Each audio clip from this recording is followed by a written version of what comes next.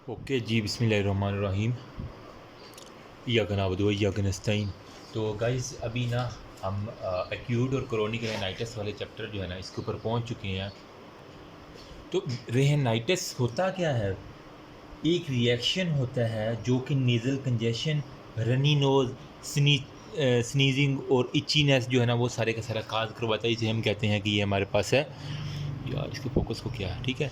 ये हमारे पास रेनाइटिस है। अब इसकी दो फॉर्म वगैरह की हमें, एक हमारे पास होती है एक्यूट और एक हमारे पास होगी क्रोनिक।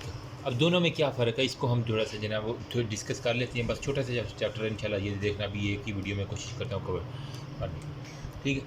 तो हमारे पास जो थे ना वो एक्यूट रेनाइटिस को सबसे पहले हम डिस्कस करते हैं। तो एक्यूट रेनाइटिस के अंदर ना वो कह रहा है कि 3 तरह की होती है। या तो वो हमारे पास वायरस की वजह से होती है जिसे हम वायरल कहते हैं, या फिर वो बैक्टीरियल हो सकता है, या फिर उसकी जो है ना वजह कोई इरिटेटिव जो है ना वो टाइप हो सकती है, ठीक है। इरिटेशन की वजह से वो रेनाइटिस हो सकता है। अब जो हमारे पास है वायरल रेनाइटिस, इसको सबसे पहले वो कह रहा है कि ये हमारे पास जो इसका मेन है ना क्लास, इसको हम कहते हैं कॉमन कोल्ड, सही है। जो कि नज़ला वगैरह होता है, कॉमन कोल्ड सर्दी का वो, या जिसे हम कोराइज़ा भी कहते हैं, CORYZA, कोराइज़ा, ठीक है। इसकी अब काज क्या है, क्यों ये कॉमन कोल्ड हो जाता है? ये हमारे पास होता है, इसकी वजह है एयरबोर्न जो है ना वो ड्रॉपलेट। एक बंदे को हुआ, दूसरे को हुआ, उसने छींक मारी तो दूसरे को भी उसके साथ हो गया। तो एयरबोर्न जो है ना वो ड्रॉपलेट जो होते हैं ना वो हमारे पास ऑर्गेनिज्म कौन कौन से इन्वॉल्व हैं इसके अंदर, वो कह रहा है कि हमारे पास एडिनो वायरस इन्वॉल्व है। अब आपकी सारी माइक्रोबायोलॉजी रिवाइज हो रही है। फिर हमारे पास पिकोरना वायरस जो होता है ना वो हमारे पास इन्वॉल्व होता है, ठीक है। और उसके बाद रहीनो वायरस, कॉक्साई वायरस हो गया, और इसके अलावा एक ऑर्फन वायरस होता है, इंटेरिक ह्यूमन ऑर्फन वायरस, ठीक है। इंटेरिक ह्यूमन ऑर्फन जो है ना वो वायरस जो है ना वो, अच्छा, इसका इंक्यूबेशन पीरियड वो कहता है कि 1 से हमारे पास 4 दिन, मतलब 4 दिन के अंदर इसने इंक्यूबेट करना है, और ये 2 हफ्ते तक जो है ना वो रह सकता है, 2 वीक्स तक ये लास्ट करता है। और इसका इंक्यूबेशन पीरियड 1 से 4 डेज़ है। क्लिनिकल फीचर्स में क्या आएगा? उसके अलावा वो कह रहा है कि हमारे पास clinical features of viral common coryza या कॉमन कोल्ड, ठीक है। इसकी क्लिनिकल फीचर है वो हमारे पास बर्निंग सेंसेशन, वो कहेगा मेरी नाक में जलन हो रही है, बर्निंग सेंसेशन होगी। साथ में नेज़ल जो है ना वो हमारे पास स्टिफनेस होगी, रिनोरिया होगा, ठीक है। साथ में शदीद स्नीजिंग होगी, छींकें वगैरह आएंगी, ठीक है। चिल्स होंगे, साथ में उसको लो ग्रेड जो है ना वो फीवर भी होगा, अलॉन्ग विथ वाटरी एंड प्रोफ्यूज़, ठीक है, डिस्चार्ज होगा, ठीक है। जो डिस्चार्ज आपको निकलेगा वाटरी, बिल्कुल पानी की तरह पतला सा होगा, या फिर प्रोफ्यूज़ भी अगर होगा तो उसके अंदर फिर वो म्यूकोप्रूलेंट वो कह रहा है कि बाद में हो सकता है, ठीक है। ऐसा था वो जब है ना गेट म्यूकोप्रूलेंट, वो इसने लिखा हुआ। अब इसकी ट्रीटमेंट क्या है? आपने सबसे पहले तो आपने क्या करना है, ऐसे जो कॉमन कोल्ड का पेशेंट है ना उसको कहना है कि आपने जाओ और रेस्ट करो अच्छी सी, ठीक है। तो हमारे पास सबसे पहले इसकी ट्रीटमेंट में आपने बेड रेस्ट रिकमेंड करनी है। नंबर सेकंड में प्लेंटी ऑफ फ्लूइड, ठीक है। पानी क्या है ना इसका इस्तेमाल जो है ना वो ज़्यादा करना है, चाय कावा वगैरह इसका इस्तेमाल। फिर आपने एलर्जी की वजह से तो एंटी हिस्टामीन साथ दे देनी है, ठीक है। फिर क्योंकि कंजेशन हो रही है, नेज़ल स्टिफनेस हो रही है, तो आपने डी कंजेसेंट जो है ना वो नेज़ल डी कंजेसेंट जो है ना वो आपने दे देने हैं। फिर आपने दे देना है नॉन एस्प्रिन कंटेनिंग एनाल्जेसिक, ठीक है। तो एनाल्जेसिक्स आपने साथ दे देनी है, साथ में आपने एंटी बायोटिक्स लगा देनी है, तो आपके पास सारे का सारा काम हो जाएगा इसका, ठीक है। कॉम्प्लिकेशन क्या है? अगर ये ख़तरनाक हो जाए कॉमन कोल्ड, तो ये आपको साइनोसाइटिस की तरफ लेके जा सकता है, ठीक है। फेरेंक्स के अंदर इन्फेक्शन फेरेंजाइटिस की तरफ लेके जा सकता है। टॉन्सल का होगा तो टॉन्सिलाइटिस की तरफ लेके जा सकता है। ब्रोंकस में होगा तो ब्रोंकाइटिस की तरफ लेके जा सकता है। नमूनिया के लिए नमूनाइटिस हो सकता है, और एयर के अंदर ओटाइटिस जो है ना वो मीडिया ये काज करवा सकता है। तो बस इतनी सी बात थी जो कि हमने वायरल जो है ना वो एक्यूट रेनाइटिस के बारे में डिस्कस करनी थी, सही है। फिर हमारे पास होता है नंबर सेकंड पे वायरल रेनाइटिस की दूसरी फॉर्म है इन्फ्लुएंजा रेनाइटिस। अब इसको मैं थोड़ा सा डिस्कस कर लेता हूँ। कॉमन कोल्ड हो गया जिसे हम कोराइज़ा भी कहते हैं ना, इजी हो गया। अब हमारे पास होती है इन्फ्लुएंजा रेनाइटिस, ठीक है। तो नाम में ही काम है, इसकी वजह क्या होगी? इन्फ्लुएंजा वायरस होगा, सिंपल। अब इन्फ्लुएंजा वायरस ए हो सकता है या इन्फ्लुएंजा वायरस बी हो सकता है या फिर हमारे पास सी हो सकता है, ये 3 ही हो सकते हैं। ये हमारे पास सेकंड फॉर्म होगी। थर्ड फॉर्म में वो कह रहा है कि वायरल की वजह से रेहनाइटिस एसोसिएटेड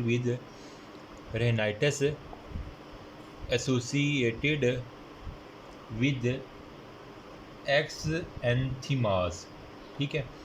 इसके अंदर जो है ना हमारे पास एक्सेंथीमा का मतलब होता है कि जो स्किन है ना उसकी इरप्शन या उसके ऊपर रैश जो है ना वो प्रोमिनेंट रैशेस आपको दिखेंगे, ठीक है। तो इसकी मेन वजह क्या हो सकती है, वो कहता है कि ये जो है ना वो मीज़ल्स की वजह से, रूबेला, या जिन लोगों को चिकन पॉक्स हुआ होता है ना, ठीक है, उन लोगों के अंदर, या फिर न्यूमोकोकस जो है ना, हाँ बस चिकन पॉक्स, रूबेला और measle, RMC Rawalpindi medical college जो है ना वो रूबेला, मीज़ल्स और चिकन पॉक्स, इन 3 की वजह से हमारे पास फिर हमारे पास होता है नंबर सेकंड। फर्स्ट पे हमने कहा कि वायरल सारे के सारे हमारे हो गए।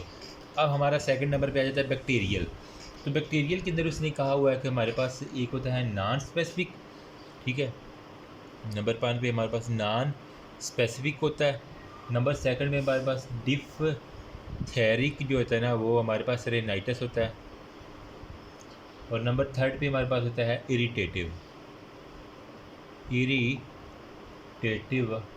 रेनाइटिस, ठीक है। ये अभी अक्यूट कर रहे हैं सारे के सारे।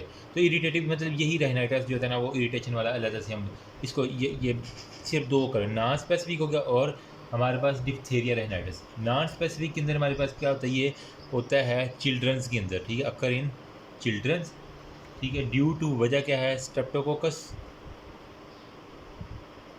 न्यूमोकोकस, ठीक है, या स्टेफलोकोकस, इनकी वजह से होता है। अब होता है इसमें क्या है कि ग्रेश वाइट जो होता है ना मेम्ब्रेन आपको मिलेगी जब आप वो ना रिमूव करेंगे ना, कोई भी आप टीनियस मेम्ब्रेन इसके अंदर आती है, जब उसको रिमूव करेंगे तो इसके नीचे से आपको ब्लीडिंग जो है ना वो सीवियर ब्लीडिंग मिलेगी। बस ये इसके बारे में है कि नॉन स्पेसिफिक जो है चिल्ड्रन में होता है स्टेफलोकोकस, न्यूमोकोकस, स्टेफलोकोकस, ग्रेश वाइट मेम्ब्रेन होती है जिनको हम जब उतारते हैं, प्रिक करते हैं तो हमारे पास वो ब्लीडिंग करती है। अब हमारे पास डिफ्थेरिक में क्या होता है, इसके अंदर भी हमारे पास ग्रेश मेम्ब्रेन जो है ना वो आपको दिखेगी, ठीक है, जो कि कवर करती है इन्फीरियर टर्बिनेट को। नाक के अंदर जो इन्फीरियर टर्बिनेट सबसे नीचे वाला है ना टर्बिनेट, उसको इसने जाके कवर करना होता है। Along with floor of the nose, जो आपकी फर्श है नोज़ का, ठीक है, जो पिंदा है जो नोज़ का, उसको जाके इसने कवर करना, और जब उसको हम रिमूव करेंगे सेम वो ब्लीडिंग काज करवाएगा। ये जो डिफ्थेरिक रेनाइटिस, ट्रीटमेंट क्या है, आपने सिस्टेमिक जो है ना एंटीबायोटिक जिसके अंदर पेनिसिलिन आपने चुप करके दे देनी है, ठीक है। साथ में हमने डिफ्थेरिया एंटीटॉक्सिन जो है ना, क्योंकि ये डिफ्थेरिया वाला है तो इसका डिफ्थेरिया एंटीटॉक्सिन, और साथ में जो नॉन स्पेसिफिक के लिए आपने पेनिसिलिन चुप करके दे देनी है, तो आपको क्या होगा, ये ट्रीटमेंट हो जाएगी सारी की सारी। Last but not least irritative rhinitis. Irritation जो है ना वो किस किस वजह से हो सकती है, कोई बता सकता है आपको? देखो इन्वायरमेंट में क्या है, डस्ट है, ठीक है, स्मोक है, या कोई इरिटेटिव जो है ना वो हमारे पास गैसेस आ जाती हैं, सही है। तो ये चीज़ें जो है इरिटेशन करवाती हैं, जिसके अंदर हमारे पास अमोनिया एक्सेस में आ जाती है, फॉर्मलिन जो है ना वो हमारे पास आ सकती है, या एसिड फ्यूम्स कुछ होते हैं ना वो क्या करते हैं, वो हमारे पास इरिटेशन काज करवाती हैं। क्लिनिकल फीचर में वो कह रहा है कि पेशेंट जो है ना वो स्नीजिंग के साथ छींकी आएंगी, रेनोरिया होगा, नेज़ल कंजेशन जो है ना वो हमारे पास होगी, और इसकी रिकवरी जो है ना वो डिपेंड करती है ऑन दी एपिथेलियल डैमेज। तो जितना एपिथेलियल डैमेज होगा उतनी जो है ना वो उसकी रिकवरी जो है ना वो देर से होगी, तो वो डिपेंड करती है एपिथेलियल कितनी जो है ना वो डैमेज हुई है। ये था हमारे पास सारे के सारे अभी तक एक्यूट। अब हम देखते हैं कि क्रोनिक रेनाइटिस के बारे में क्या कंसेप्ट है, उसके बाद हम बस बुक के ऊपर आएंगे। अच्छा, क्रोनिक रेनाइटिस के अंदर ना ये हमारे पास हो गया क्रोनिक रेनाइटिस। इसके लिए उसने एक निमोनिक हम देखते हैं 4 CHARR, अचार होता है ना तो वहाँ से 4 लिख दो, ठीक है। तो इसके अंदर क्या था, क्रोनिक सिंपल रेनाइटिस नंबर 1 पे, क्रोनिक सिंपल रेनाइटिस। H से हमारे पास क्या होता है, H से हमारे पास था हाइपरट्रोपिक रेनाइटिस, हाइपरट्रोपिक रेनाइटिस, ठीक है। ए से हमारे पास क्या होता है, एट्रोपिक रेनाइटिस, ठीक है। और एक आर से होता है रेहनाइटिस सिक्का, रेहनाइटिस सिक्का। और हमारे पास होता है दूसरी आर से रेहनाइटिस केजोजा, ठीक है, केजोजा, सिक्का, केजोजा, एट्रोपिक, हाइपरट्रोपिक हो गया, क्रोनिक। तो 4 याद कर लो तो आपको बस ये याद निमोनिक सारा हो जाएगा। अब क्रोनिक सिंपल रेहनाइटिस के अंदर जो है ना वो क्या क्या आपको दिखेगा, ये जो फर्स्ट वाला है ना क्रोनिक सिंपल रेहनाइटिस, इसके अंदर जब आप देखेंगे तो आपको प्रीजिस्टेंस अटैक ऑफ द एक्यूट, मतलब जब एक्यूट वाला जो था ना हमारे पास, जिसके अंदर वायरल था, बैक्टीरियल था, और हमारे पास नंबर 3 पे इरिटेटिव था, तो जब वो बार बार बार बार करेगा तो वो हमारे पास रिकरेंट अटैक इसके होंगे, तो हमारे पास क्रोनिक सिंपल रेहनाइटिस आ जाएगा। या फिर उस पेशेंट को परसिस्टेंट नेज़ल इन्फेक्शन रहा हो, ठीक है, या फिर क्रोनिक कोई इरिटेशन रही हो, ठीक है, या फिर नेज़ल जो है ना वो ऑब्स्ट्रक्शन हुई हो उसको, या फिर वेजो मोटर जो है ना वो हमारे पास रेहनाइटिस हो, या एंडोक्रेनियल या मेटाबॉलिक फैक्टर हमारे पास आती है, एंडोक्रेनियल या मेटाबॉलिक जो है ना वो फैक्टर्स हमारे पास आते हैं, तो ये सारे के सारे करते हैं। क्लिनिकल फीचर में क्या होगा, उसके अंदर जो है ना वो नेज़ल एक तो ऑब्स्ट्रक्शन वो के साथ आएगा पेशेंट, ठीक है, नेज़ल ऑब्स्ट्रक्शन, नंबर सेकंड में नेज़ल वो कर रहा है डिस्चार्ज होगा पेशेंट को, ठीक है, हेडेक बहुत ज़्यादा होगी, साथ में स्वेलन टर्बिनेट, जब आप उसके टर्बिनेट देखेंगे ना तो वो स्वेलन होंगे, ठीक है, तो स्वेलन टर्बिनेट मैं लिख रहा हूँ। फिर हमारे पास पोस्ट नेज़ल जो है ना वो डिस्चार्ज होगा, ये है।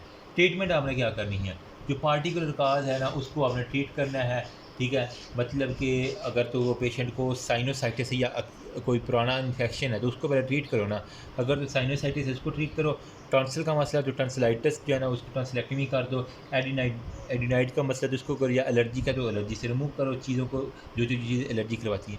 इसके साथ आपने जो है ना नेज़ल इरीगेशन आपने कर देनी है, ठीक है, तो ट्रीटमेंट यहाँ पे मैं लिख रहा हूँ कि आपने नेज़ल इरीगेशन करवानी है, साथ में नेज़ल जो है ना वो नाक जो बंद है उसके लिए डीकंजेस्टेंट दे देने हैं, फिर आपने साथ एंटीबायोटिक्स चला देने ताकि कोई बैक्टीरियल इन्फेक्शन जो बार बार हो रहा था वो ना हो।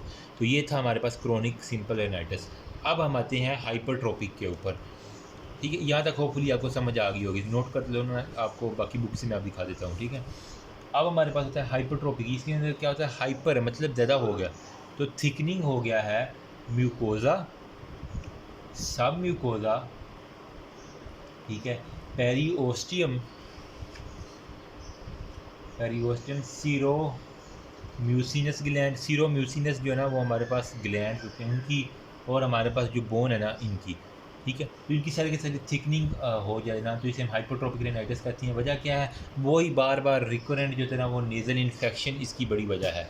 तो मैं कह सकता हूँ कि हमारे पास रिकरेंट नेज़ल इन्फेक्शन इसकी बड़ी वजह है, ठीक है।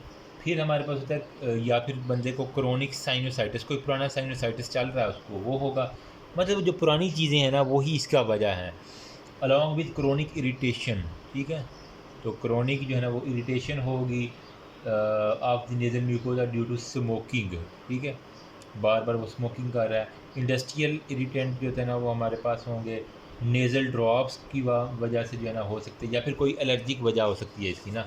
तो अब इसको ट्रीट कैसे करना है, तो लाला जी ट्रीटमेंट जो होता है ना वो आपका साइन एंड सिम्टम में सबसे पहले वही है कि नाक बंद होगा, नेज़ल ऑब्स्ट्रक्शन, फिर नेज़ल डिस्चार्ज होगा, और हेडेक, ये 3 तो बहुत कॉमन है ना, सर दर्द होगा, नाक बहता रहेगा, और हमारे पास नाक बंद भी होगा और बहेगा भी, ठीक है। तो टर्बिनेट म्यूकोजा जो होता है ना वो हमारे पास is thick, turbinate mucosa is thick and it does not put on pressure, maximum changes at the level of inferior turbinate जो ना वो कह रहा है कि मोस्टली हमारे पास इन्वॉल्व होता है हाइपरट्रॉपिक रेनाइटिस के अंदर। ट्रीटमेंट क्या करनी है, तो जो चीज़ आपका हाइपरट्रॉपिक है उसकी सर्जरी कर दो, क्रायो सर्जरी कर दो टर्बिनेट की, पार्शियल या टोटल अगर टर्बिनेट है तो टर्बिनेक्टमी कर दो, ठीक है, उसने एक लफ्ज़ लिखा हुआ है टर्बिनेक्टमी, जो टर्बिनेट है ना उसकी जो है ना वो हमारे पास उसको काट दो। फिर सब म्यूकोजल डायथर्मी, लीनियर कटराइजेशन कर दें, लीनियर कैटराइजेशन कर दें, या फिर हमारे पास लेज़र आप करवा लें, तो इससे क्या होगा जो हाइपरट्रॉपिक चीज़ है वो हम रिमूव कर लेंगे। फिर हमारे पास होती है एट्रॉपिक, एट्रॉपिक बिल्कुल उल्टा है, हाइपरट्रॉपिक से ज़्यादा एट्रॉपिक बिल्कुल ही मतलब वो ख़त्म होने वाला है ना। तो यहाँ पे इसको मैं यहीं पे मिटा के जल्दी से बता देता हूँ ताकि एक आइडिया हो जाए।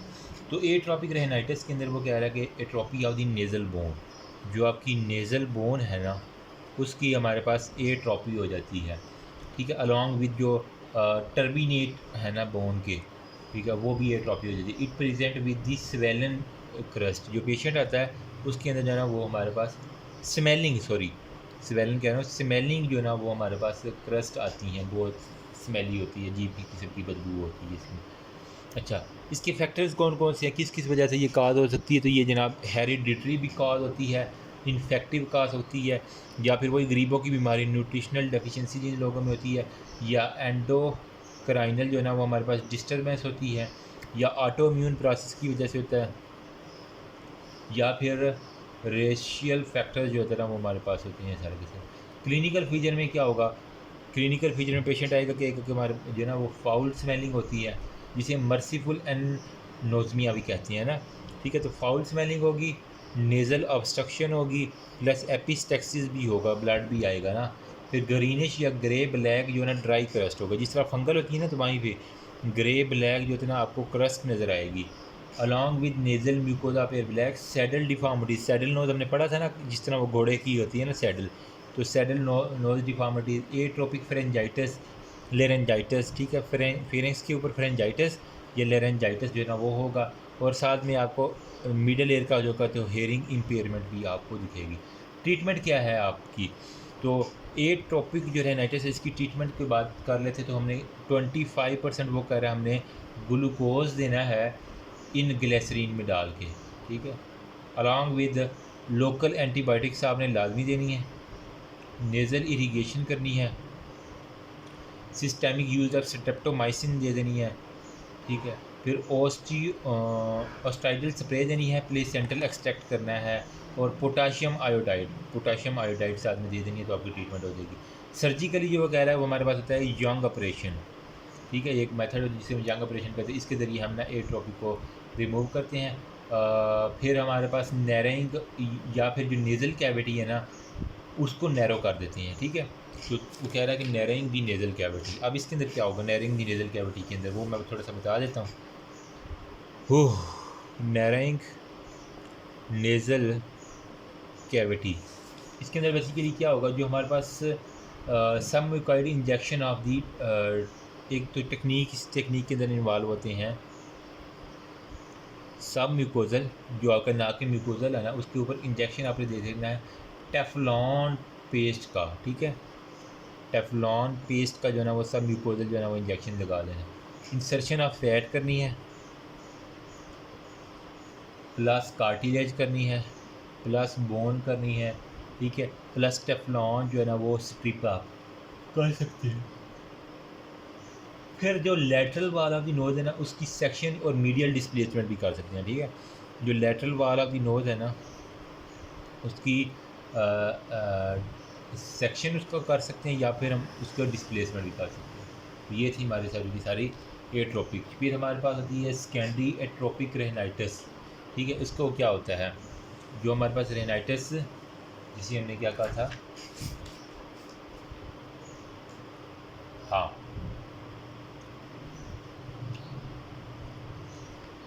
अब जो सेकेंडरी एट्रोपिक रेनाइटिस होती है ना इसके अंदर क्या होता है, मतलब यही एट्रोपिक भी हमें कहती है सेकेंडरी एट्रोपिक, मतलब वजह कोई और है बाद में, जो जिन लोगों को सेफलिस का इन्फेक्शन हो, लूपस का इन्फेक्शन हो, टीबी वगैरह, या लेप्रेसी वगैरह का इन्फेक्शन हो, और रहीनोस्क्लेरोमा जिसको हो, रहीनोस्क्लेरोमा हो, या फिर प्रूलेंट साइनोसाइटिस हो ना, या फिर उसने रेडियोथेरापी करवाई हो, इसकी वजह से जो होगा ना रेनाइटिस वो सेकेंडरी के लिए। फिर हमारे पास होता है रेनाइटिस सिका, यहाँ पे हमने लिखा था रेनाइटिस SICA, ये क्या होता है, ये क्रस्ट फॉर्मिंग डिजीज़ है, क्रस्ट फॉर्मिंग डिजीज़ है due to work in heart, जो लोग हार्ट ड्राई और डस्टी जो है ना वो जिस तरह ये तूड़ी वगैरह वाले जो होते हैं ना खल वगैरह वाले या सीमेंट वाले, हार्ट ड्राई और डस्टी इन्वायरमेंट में काम करते हैं ना, इन दिस जो सिलिएटेड कोलमनर एपिथेलियम है ना, सिलिएटेड कोलमनर वो एपिथेलियम किसके अंदर चेंज हो जाती है, वो हमारे पास मेटाप्लेजिया हो जाता है, ठीक है उसका, और with the atrophy of seromucinous gland along with इसकी ना एक तो मेटाप्लेजिया जो मतलब अपनी शेप चेंज कर लेता है, किसी भी शेप में जा सकता है, अलॉन्ग विद जो सीरोम्यूसिनस जो है ना ग्लैंड, इसकी हमारे पास एट्रोपी हो जाती है, ठीक है। फिर हमारे पास कहता है कि रेनाइटिस के जोज़ा क्या होता है, लास्ट वाला जो हमने यहाँ पे पढ़ा है ना, ये रेनाइटिस के जोज़ा, इसके अंदर बेसिकली क्या होता है, यूनिलेटरल होता है, और इसके मोस्टली जो ना वो मेल जो है ना इसके इन्वॉल्व होते हैं, और ऑफेंसिव प्रूलेंट डिस्चार्ज होता है, बड़ा गंदे किस्म का जो है ना वो प्रूलेंट पस वाला जो है ना वो हमारे पास डिस्चार्ज होगा, प्लस चीज़ी मटीरियल इसके अंदर होगा, जिस तरह चीज़ होता है ना वो इस तरह चीज़ी मटीरियल। साइनस म्यूकोजा बिकम ग्रैनुलोमिएटस, तो ग्रैनुलोमिएटस की तरह वो हमारे पास जितने भी म्यूकोजा है वो होंगे, ठीक है। ट्रीटमेंट आपने क्या करना है, जो रिमूवल ऑफ डेब्रस, जितना भी डेब्रस है उसको रिमूव कर देंगे टिश्यू को, और वहाँ से ड्रेनेज कर देंगे साइनस की, तो आपकी सारी ट्रीटमेंट हो जाएगी। That's all about this chapter. Hopefully आपको अब आइडिया हो ही गया होगा। मैंने जो निमोनिक बताया है, एक्यूट के अंदर कॉमन कोल्ड था, influenza, rhinitis, rhinitis associated with exanthemas, ठीक है। इसके अंदर हमने RMC एक निमोनिक ये लिखा। फिर बैक्टीरियल में नॉन स्पेसिफिक था और डिप्थेरिक रेनाइटिस था, सही है। फिर इरिटेटिव रेनाइटिस क्रोनिक के अंदर क्रोनिक सिंपल था, हाइपोट्रोपिक था, एट्रोपिक था, रेनाइटिस सिक्का था, रेनाइटिस के जोड़ा था। क्रोनिक सिंपल रेनाइटिस के अंदर फिर रेजिस्टेंस, नेजल इन्फेक्शन है, क्रोनिक इरिटेशन है, नेजल ऑब्स्ट्रक्शन है, वेजोमोटर रेनाइटिस है, ठीक है। पैथोलॉजी में हमारे पास अर्ली होती हैं, ठीक है, हाइपोट्रोपिक होती है रेनाइटिस में सारी। क्लिनिकल में नेजल ऑब्स्ट्रक्शन होती है, nasal discharge, headache, swollen terminate और पोस्ट नेजल डिस्चार्ज होती है, वही बात की हमने। हाइपरट्रॉपिक के अंदर थोड़ा थिकनिंग होती है म्यूकोजा की। फिर ट्रीटमेंट में लीनियर कटराइजेशन करना है, सब म्यूकोजल टाइप डायथर्मी कर देनी है, क्रायो सर्जरी कर सकती हैं, पार्शियल या टोटल टर्बिनेक्टमी कर देंगे ना। फिर कंपनसेटरी हाइपरट्रॉपिक रेनाइटिस में हमारे पास वो कह रहा है कि डाइंग और एट्रोपिक में जिसे ओजीनिया कहते हैं हम ना, करेक्टराइज बाई एट्रोपिक या नेजल म्यूकोजा टर्बिनेट हो गया। फिर हमारे पास प्राइमरी है, जिसके अंदर एटियोलॉजी में हमारे पास हर्निया वो कह रहा है, निमोनिक इसका है, हेरिडिटी फैक्टर है, एंडोक्राइनल डिस्टर्बेंस है, रेशियल फैक्टर है, वाइट और येलो रेसिस जो है ना वो सबसे ज़्यादा कम होते हैं। फिर हमने जो है ना वो यहाँ पे देखा कि मेडिकल ट्रीटमेंट इसकी क्या क्या होती हैं। नेज़ल यंग ऑपरेशन के बारे में हमने बात की, ठीक है, मॉडिफाइड यंग हो गया। फिर नैरिंग दी नेज़ल कैविटी जो हमने करनी थी सर्जिकल है ना वो पैथोलॉजी के अंदर, वो आपको सारी की सारी डिस्कस की। फिर सेकेंडरी एट्रोपिक रेनाइटिस डिस्कस किया, लास्ट में सीका और किजोदा वाला डिस्कस किया। इसके अंदर यूनिलेटरल और मेल इफेक्टेड होते हैं, ऑफेंसिव प्रूलेंट डिस्चार्ज होता है क्रोनिक साइनसाइटिस में, और डेब्रस को रिमूव करना। यहाँ पे क्या है, सीका के अंदर नज़र आ रहा है ना यार, ओके ठीक है। इसके अंदर क्या होता है, गोल्ड बेकर्स हो गया, iron on, crust farming disease, hard dry और डस्टी सराउंडिंग में इन्वायरमेंट में जो काम करते हैं। स्क्वेमस मेटाप्लेजिया हो जाता है सिलिएटेड कोलमनर की, एट्रोपी हो जाता है सीरोम्यूसिनस ग्लैंड की, और हमारे पास दैट्स ऑल अबाउट। नेक्स्ट इंशाल्लाह हम ग्रेनुलोमेटस डिजीज़ हम नोट करेंगे। जब मैंने करी up till now you can ask me. Thank you, अल्लाह हाफिज़। Remember me also in your precious.